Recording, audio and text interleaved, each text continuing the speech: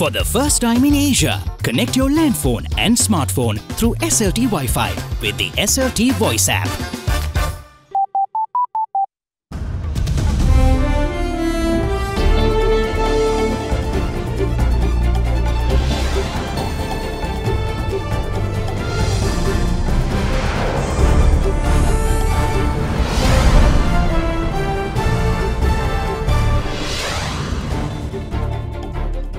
Barbs from the Cardinal. The Archbishop of Colombo takes aim at the government from Rome. But unfortunately, our political leaders probably miscalculated their strategy and they were caught napping. How could it be? An independent testifier says the government's Islamic textbook urged to kill. Grand strides. The Prime Minister buoyant by the progress of Easter tax probes. In the balance, Sri Lanka in with a chance against England at the World Cup. All this and much more coming up on First at 9 this Friday, the 21st of June 2019. මුහුණ සති කීපයකට කලින් Fair and Lovely men ගෑවට පස්සේ Marx අඩු වෙලා fairness වැඩි වෙලා. Marx අඩු කරලා ඔයාගේ fairness standard එක වැඩි කරගන්න. Fair and Lovely men anti-marks cream. From AdaDerana, this is AdaDerana First at 9. Live from Studio 24 in Colombo.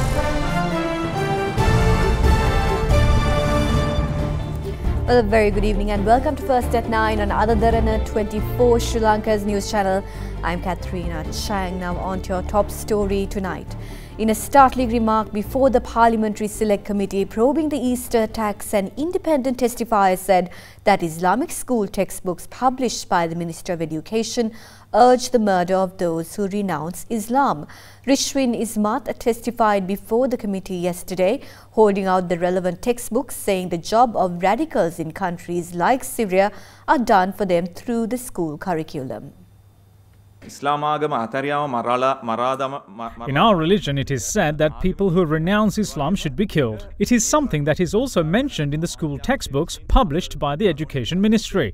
It is also mentioned in this new book in a different way. This book was issued in 1981 for grades 9 and 10, and it clearly states that a person who abandons the religion should be killed. The Tamil version of this book is published during the years between 1980 to 1992, particularly 1980, 81, 84, 85, 86, 88, 1990, 1991 and 1992. The new book states that such a person should be considered as an enemy to the religion. At one point it says that a person who renounced the religion should be considered a kafir, and at times even with more vigour. Kafir means a disbeliever. The Tamil word used here means murder and not death penalty. When such is mentioned in school textbooks, the help of Syria is not necessary for the emergence of people like Zahran. Zahranla bihiwenda Syria වලින් කවුරුත් එන්න ඕනේ වෙන්නේ නැහැ. පුතේ හැටියෙන් නම් සහරාන් හරි.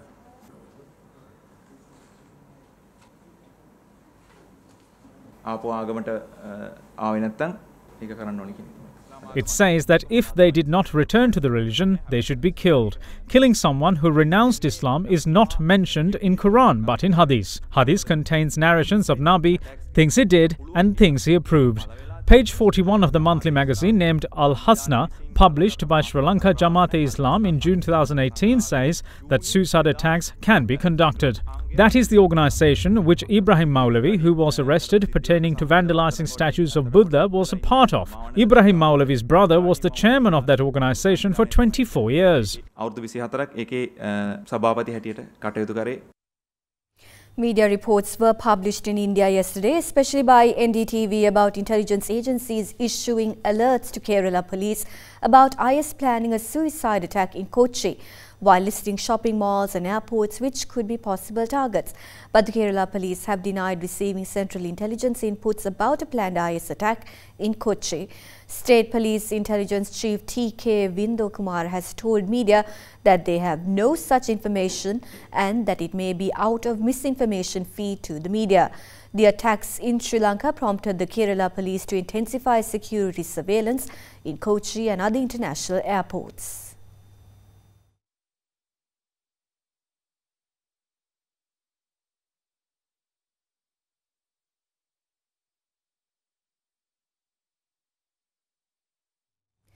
Meanwhile, his Archbishop of Colombo, His Eminence Malcolm Cardinal Ranjit, did not hold back his disappointment in the government and ongoing investigations of the Easter Sunday attack as he spoke to media ahead of his meeting with His Holiness Pope Francis. Speaking in Rome yesterday, the head of the Catholic Church in Sri Lanka levelled truculent criticism over the investigations, decrying a total lack of interest in determining why intelligence reports were ignored. He also alluded to a concerted attempts to conceal the facts and a serious lack of responsibility on the part of the government. Archbishop of Colombo, His Eminence Malcolm Cardinal Ranjit, voiced his frustrations over investigations of the Easter Sunday attacks at the presentation of a report by Aid to the Church in Need in Rome yesterday. It came just hours before he was due to meet Pope Francis and show the pontiff a video with graphic images of the 21st of April attacks on 3 churches and 4 hotels. Speaking to media, the Cardinal said, quote, "There was a serious lack of responsibility on the part of the government. Now they have appointed all kinds of committees and commissions and there is bickering going on between the sides. You know who is responsible." Unquote. The Cardinal went on to say that there is an attempt to hide the facts. He said, quote, "Even the President's own culpability in the matter might be in question, so they are trying to hide it. There is a total lack of interest in this matter on the part of the government and on the part of various agencies that are responsible for security." Unquote. C'è un marito che ha perso moglie e 3 figli. Quando sono andato a visitarlo, lui mi ha detto che prima, quando tornava dal lavoro, i 3 figli correva a lui e oggi non c'è nessuno, solo la casa vuota, ed è rimasto.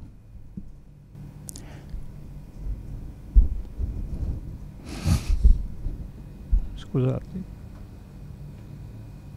Ho chiesto ai cattolici e anche ai buddisti e tutti gli altri di non alzare la mano contro i musulmani, perché era chiaro che la comunità musulmana non aveva niente da fare con questa cosa. This disaster could have been prevented, because if I knew, by any chance, if I knew that there was an attack planned, I would have closed the churches and told the people to go home, and we could have protected all these people. It is serious lapse of responsibility on the part of the government of Sri Lanka. Speaking to Global Catholic Television EWTN, Malcolm Cardinal Ranjit spoke about his meeting with the leader of the Catholic Church, His Holiness Pope Francis. We talked about what happened on Easter Sunday in Colombo and in other places in Sri Lanka, and we had a very cordial, very understanding kind of dialogue with him, whereby I explained to him all what happened and also possible players in that kind of scenario and what we have to do in order to get over these problems. The Easter attacks in your home country left your community and the world in a state of shock. How are Catholics in Sri Lanka coping? I think they are now reconciled to this fact that this kind of thing can happen, because at the initial stages we never expected such a thing to happen to us Catholic community in Sri Lanka, because we had always very good relations with all the other religious bodies, especially the Islamic community, and it was quite a surprise and something that gave us a lot of feelings of desperation at what happened.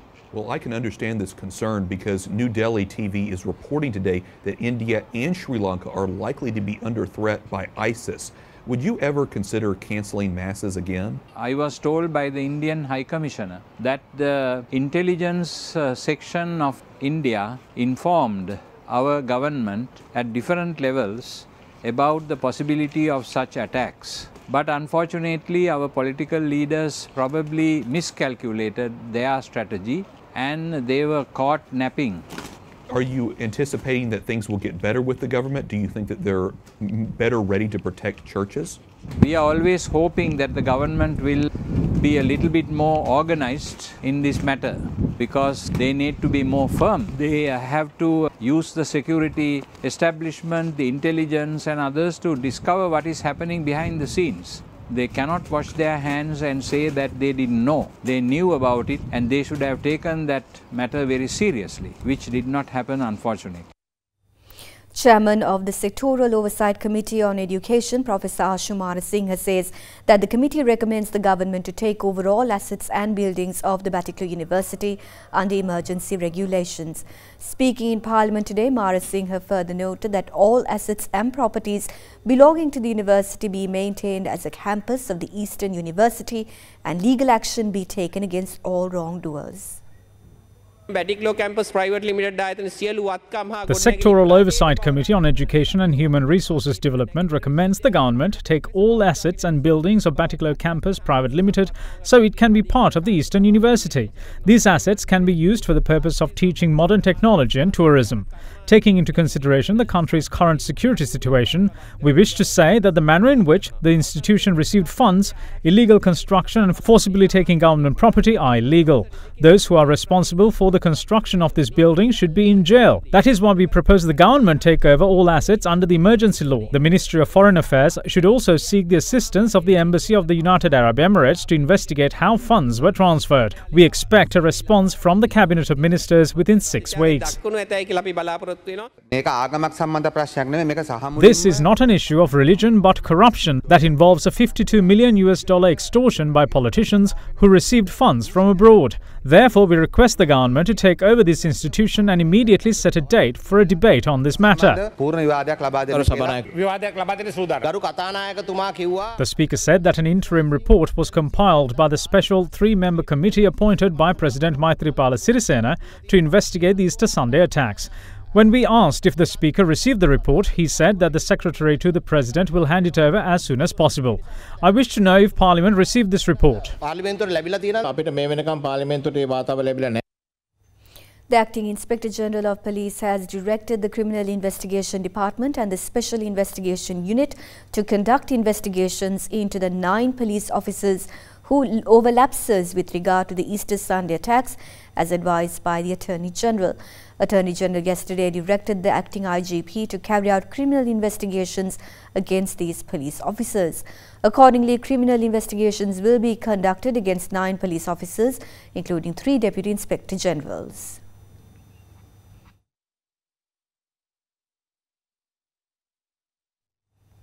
Prime Minister Ranil Wickremesinghe is upbeat about the government's accomplishments in nabbing all those responsible for the Easter attacks within just 2 months. Speaking at an event in Galle today, the Premier offered confirmation that all affiliates of Zaharan are either under arrest or detention or due to immediate counter-terror action taken by the government.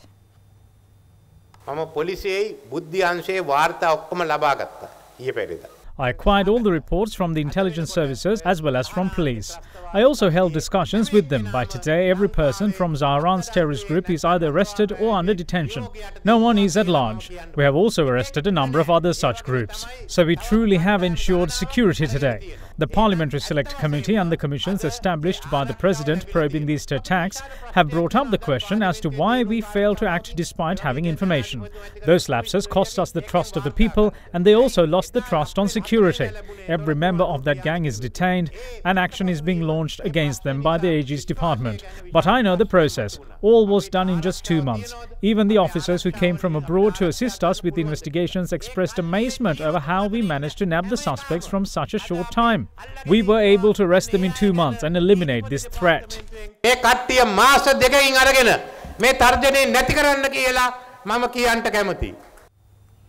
Leader of the opposition Mahinda Rajapaksa casts a suspicious eye over recent developments pertaining to the Easter attacks, saying that the government is attempting to make low-ranking officials scapegoats over the security breach. His comments come during a ceremony organized by the National Freedom Front in remembrance of those who perished in the attacks. Another victim of the Easter Sunday attacks passed away last night at the Jayawardhanapura hospital. We see that the government is washing their hands off by holding low-ranking officials accountable. The Muslim community at large is under scrutiny for an act of terror conducted by a group of people. It is them who are being battered by this situation. Therefore, the Muslim leaders and the Muslim priests have a responsibility on their shoulder to rehabilitate the people carrying extremist ideas. We couldn't live in peace for 10 years. Fathers told their sons who are ministers, but they failed to inform the priests or the cardinal of an impending attack. We should walk into the future with a leadership who loves people of this country. This government will only survive another 4 months. You name any election and the government we establish will ensure the security of people. Chief Prelate of the RIOT chapter, Most Venerable WELIKADA Sri Gnanaratana believes that any failure by the government to conduct proper investigations over the Easter Sunday attacks and apprehend wrongdoers would lead to public's discontent. Making a special statement to media, the Venerable Thera highlighted that harmony between all races should continue in the country and the government should ensure it happens. The public are unhappy because of certain shortcomings of the United National Party. A tragedy took place because of a group of Muslim extremists. This has created fear among the public and dissatisfaction with the government. All that the people request is that the government conduct proper investigations into the Easter Sunday attacks and punish the wrongdoers. If the government fails to do so, the dissatisfaction of the public will continue to grow. We are not against the government or the Muslim people. Sinhalese, Muslims and Tamils coexisted for a long time. We only wish to see this continue. The government should take necessary steps to ensure this. Facebook has been under pressure along with other social media platforms over inadequate measures put in place to curb hate speech, which in turn could lead to conflict. After Facebook-owned WhatsApp made the decision to reduce forwarded messages globally, Facebook says it's exploring imposing a similar restriction on messenger communications in Sri Lanka. In a blog post, Facebook said that it was adding friction to message forwarding for messenger users in Sri Lanka so that people could only share a particular message a certain number of times. The limit is currently set to 5 people. On several occasions, the government had to restrict social media access to public over cases of misinformation and racially flagrant comments, which in some cases spurred violence. Last month, Facebook said it was able to detect 65% of the hate speech content that it proactively removed, up from 24% just over a year ago. In the quarter that ended in March this year, Facebook said it had taken down 4 million hate speech posts.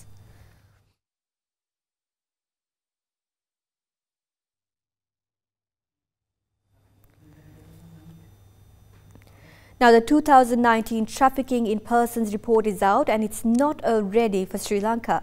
The country has been downgraded from Tier 2 to Tier 2 watch list, which means that the government of Sri Lanka has not fully met the minimum standards for the elimination of trafficking. The latest report by the US State Department highlights various lapses on part of the government. In the recent past, hundreds of Sri Lankans were caught seeking illegal passage to other countries by sea, especially Australia. Offshore detention centres set up for processing leaves those who take the voyage by sea languishing in these centres for lengthy periods of time with meagre facilities. Some even perish during their pursuit of greener pastures overseas. Often those who seek illegal passage are duped by organised human traffickers into believing that a better life awaits them, as the unsuspecting victims fork out large sums of money for the traffickers. In the 2019 Trafficking in Persons report issued by the US State Department, Sri Lanka has downgraded to the Tier 2 watch list from the Tier 2 the country occupied last year. The downgrading means Sri Lanka does not fully meet the minimum standards for the elimination of trafficking. The report says that the Sri Lankan government did not demonstrate overall increasing efforts compared to the previous reporting period. It adds that while the government convicted more traffickers, it issued suspended sentences to some of those convicted and initiated significantly fewer prosecutions. The US State Department goes on to say that despite numerous trainings, officials did not make adequate efforts to screen individuals arrested or charged for prostitution, vagrancy or immigration offences for indicators of human trafficking. It also accuses the Sri Lankan government of detaining child sex trafficking victims and failing to provide appropriate care.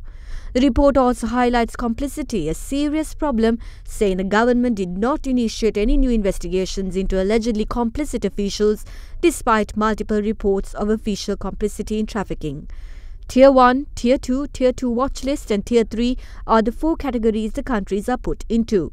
Government of Tier 1 fully meet the Trafficking Victims Protection Act's minimum standards, whereas the governments of Tier 3 countries do not fully meet the minimum standards and are not making significant efforts to do so. The governments of countries included in the Tier 2 watch list do not fully meet the Trafficking Victims Protection Act's minimum standards, but are making significant efforts to bring themselves into compliance with those standards. The Attorney General has requested the Chief Justice to appoint a 3-member judge bench of the Permanent High Court at Bar to hear the case over the WELIKADA prison riot of 2012. Clashes had erupted as Police Special Task Force commandos conducted a search inside the WELIKADA prison in Colombo for drugs and smuggled mobile phones. The clash resulted in the death of 27 inmates. Later, accusations were however levelled, suggesting that certain inmates were targeted.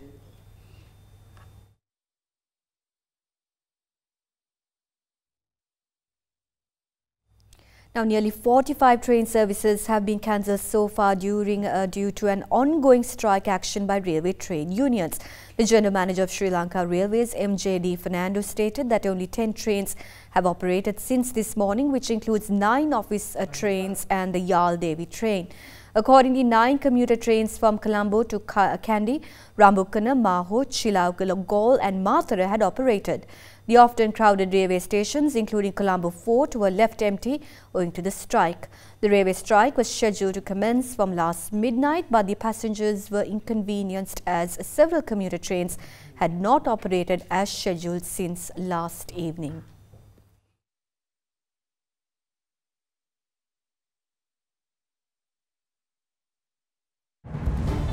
And with that, we cross over to a short commercial break, but make sure you stay tuned for business news.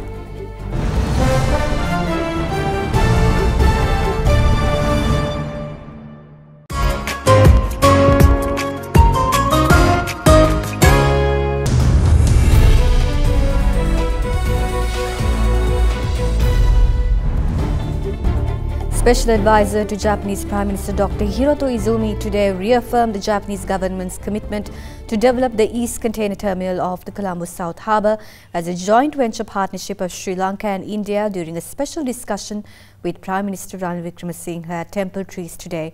A communique issued by the Prime Minister's office quotes the Prime Minister as saying that the East Container Terminal of the Colombo South Harbour will remain under the ownership of Sri Lanka, while there will be a joint venture with the partnership of Sri Lanka, India and Japan to manage the terminal.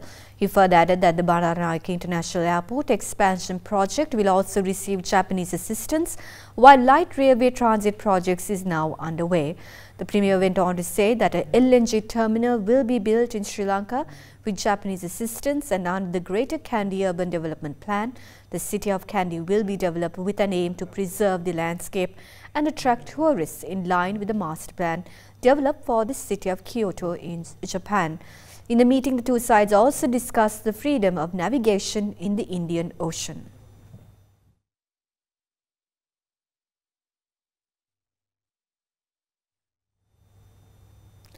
The Minister of Finance said that Sri Lanka is seeking a loan of nearly $1 billion from China for energy and motorways as the country recovers from the devastating Easter Sunday attacks.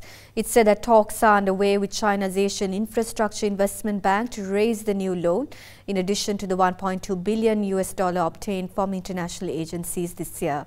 Now, official figures show that Sri Lanka will have to repay a record $5.9 billion in foreign loans in 2019, but officials say the bulk of it had already been paid.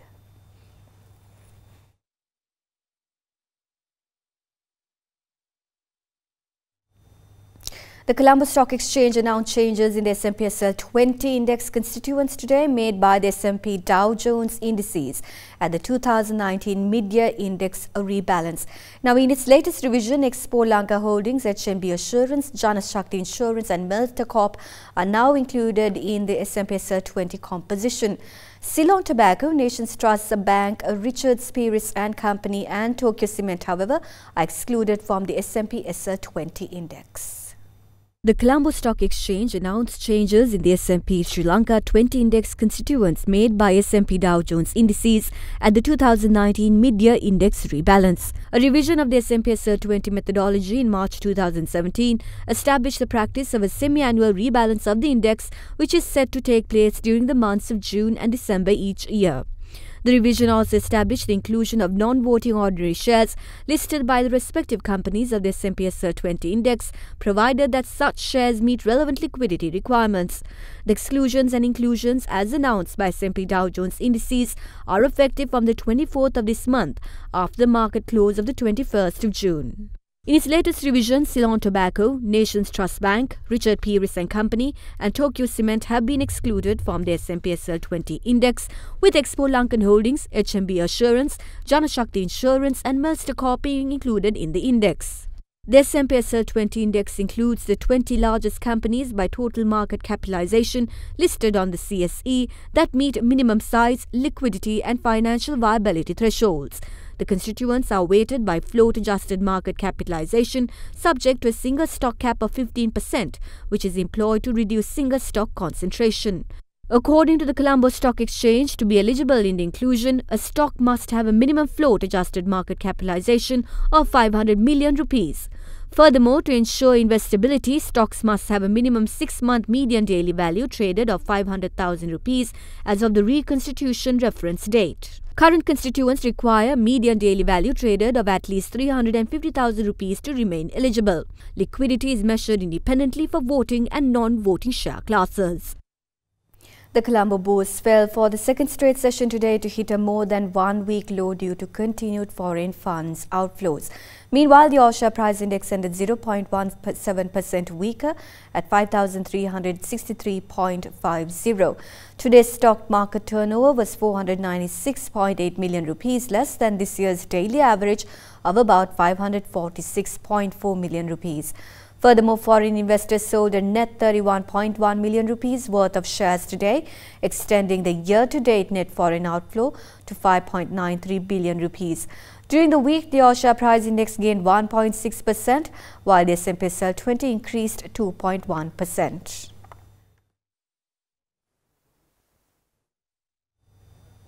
Meanwhile, the rupee ended steady today at 176 rupees and 70 to 80 cents per US dollar compared with yesterday's close.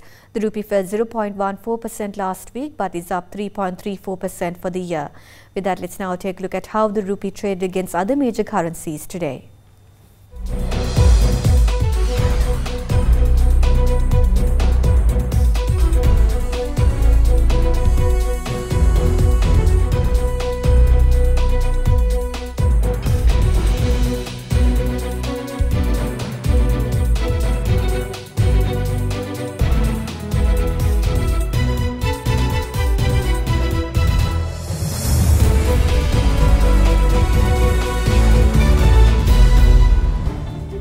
We will now cross over to a commercial break, but we will join you with more news on the other side.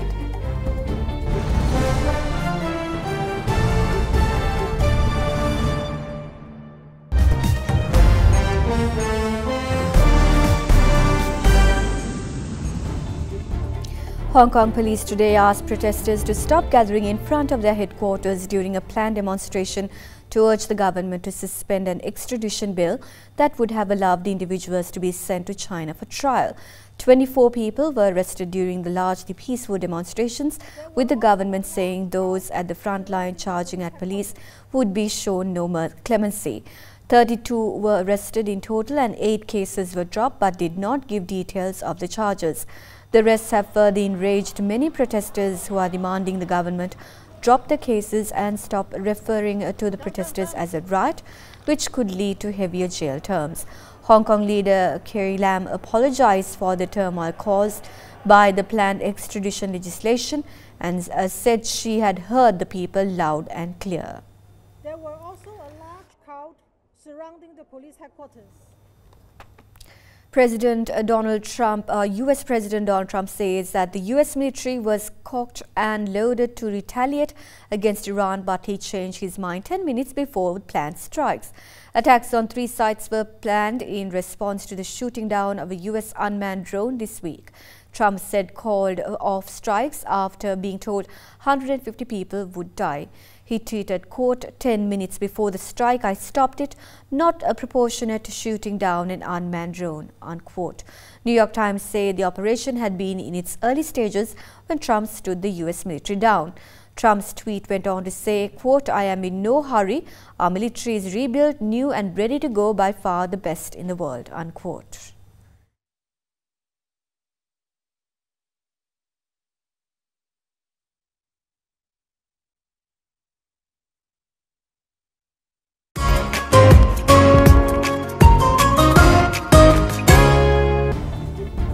And with that, we conclude this edition of First at 9. Thank you for joining us and have a pleasant evening.